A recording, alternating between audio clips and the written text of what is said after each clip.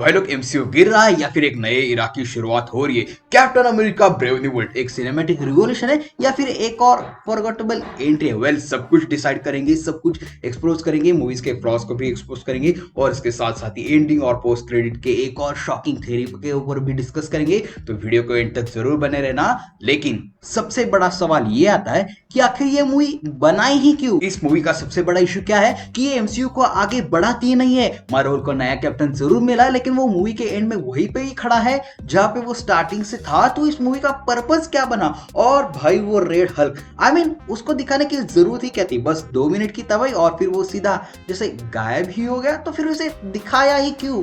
और वो leader, I mean अभी इनक्रेडिबल हल्क के बाद लीडर हमें फिर से एक बार देखने को मिला, लेकिन उसको जो चीजें करनी चाहिए थी वो इसने बिल्कुल भी करी नहीं है। बस वो से आया, कुछ काम किया उसने और फिर वो जेल में चला गया। आई मीन उसे जब कॉन्सिक्वेंसेस उसकी जब जरूरत पड़ेगी तब उसे फिर से वो लाएंगे। आई मीन अपने हिसाब से वो अब लीडर को यूज करने वाले हैं। और सेम बात फैल्कन के बारे में भी कही जा सकती है। वो मूवी के स्टार्ट से बस फैल्कन बनने के लिए रेडी था, वो बनना चाहता था और वो अभी वही चीजें कर रहा है। तो मेन पर्पज ये है कि ये मूवी बनाई ही क्यों। और इसके साथ साथ ही मूवी का सबसे बड़ा प्लॉट पॉइंट था कि वॉर ब्रू हो रहा है। आई मीन वॉर का बिल्डअप तो था लेकिन एंड तक वो फाइट हुई ही नहीं। आई मीन हाँ, मूवी के स्टार्ट में वो वॉर की ट्रीटी करने की कोशिश कर रहे थे और मूवी के एंड आते थे वो बस ट्रीटी कंप्लीट उनकी जैसे तैसे हो भी जाती है।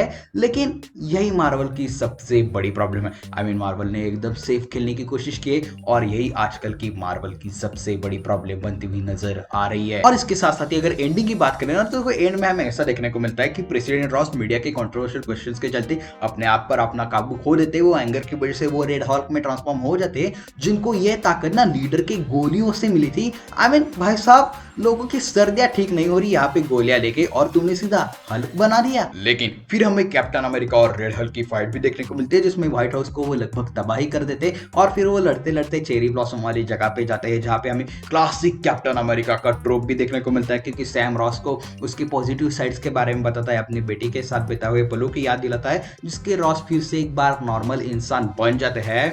लेकिन यह सिर्फ एक फोर्स्ड एक्शन सीक्वेंस लग रहा था। आई मीन बिल्डअप तो काफी अच्छा था लेकिन उसका एग्जीक्यूशन काफी काफी बुरा था और ये सारी चीजें मिलके ना एमसीयू के स्टोरी टेलिंग को काफी ज्यादा कंफ्यूज कर रहे हैं। और फिर मूवी एंड होती है राफ्ट प्रिजन में जहां पे सैम रॉस को मिलने के लिए भी जाता है। रॉस ने अब अपना एक इस्तीफा दे दिया है और वो एडमिन टीम की जो ट्रीटी चल रही थी ना वो अभी भी फॉरवर्ड की जा रही है। सभी देशों में उसको ठीक से डिवाइड कर दिया जाएगा और मूवी के एंडिंग को इस तरह से सेटअप किया गया है कि अब सैम को नई एवेंजर्स टीम अब बनानी पड़ेगी, क्योंकि इस मैटर को मूवी के फर्स्ट हाफ में भी प्रेजेंट किया गया था।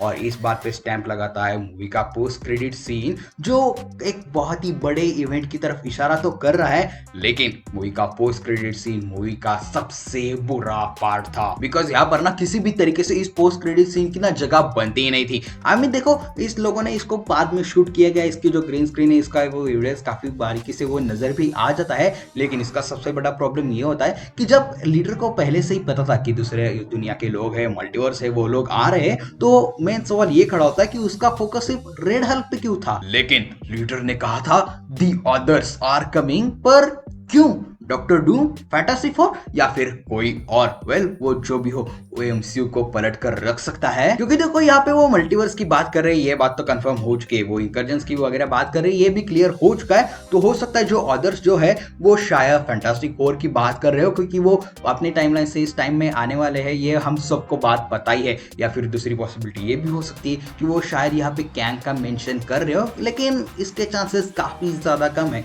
क्योंकि देखो ये ऐसा पोस्ट क्रेडिट सीन है जिन्होंने इसे बार बार रीशूट करके उसे फिर से एक बार उन्होंने अपनी तरह से क्रिएट कर दिया है। और मार्वल अब कैंग से मूव ऑन करना चाहेगा तो इतने बड़े पोस्ट क्रेडिट सीन में वो उसे नाम नहीं लेंगे या फिर उसे मेंशन करने की वो इच्छा तो नहीं जताएंगे। और फिर तीसरी पॉसिबिलिटी है डूम की, कि डूम आ रहा है और वो अकेला नहीं आ रहा बल्कि उसके साथ उनके कई सारे पीपल्स आ रहे हैं जो कि इस दुनिया के नहीं है, जो कि इस दुनिया के लिए काफी ज्यादा खतरा साबित हो जाएंगे। और भाई साहब, अगर ये जो पोस्ट क्रेडिट सीन था ये अगर डूम्सडे और सीक्रेट वॉर्स की तरफ अगर इशारा करता है ना, तो हाँ ये कुछ पॉसिबिलिटी ऐड कर सकता है। लेकिन जिस तरह से ये पोस्ट क्रेडिट सीन हमें दिखाया गया ना, ये ना तो फैंटास्टिक फोर की तरफ इशारा कर रहा है, ना ही आने वाली मूवी थंडरबोल्ट्स की तरफ कर रहा है, और ना ही ये हमें कैंग के बारे में मेंशन करता हुआ नजर आ जाता है, which totally did not make sense. ये कहानी को कहीं से भी आगे लेके जाता ही नहीं है।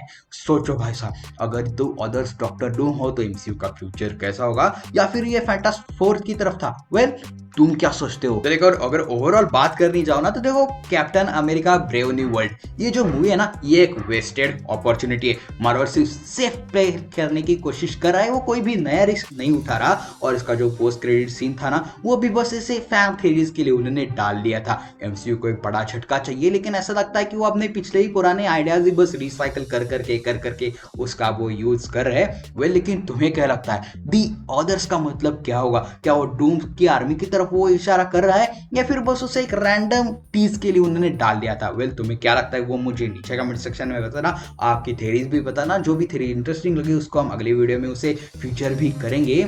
लेकिन फिलहाल के लिए इस वीडियो को यहीं पे रैप अप कर देते हैं। अगर आपको वीडियो अच्छी लगी तो इसे लाइक कर देना, अपने दोस्तों के साथ शेयर करना मत भूलना। अगर कहीं से भी इस चैनल पे नया है ना, तो चैनल को सब्सक्राइब कर लेना। और मैं मिलता हूं आपको अगली वीडियो में, लेकिन तब तक के लिए देखते रहिए वाइल्ड वाइन SJTV।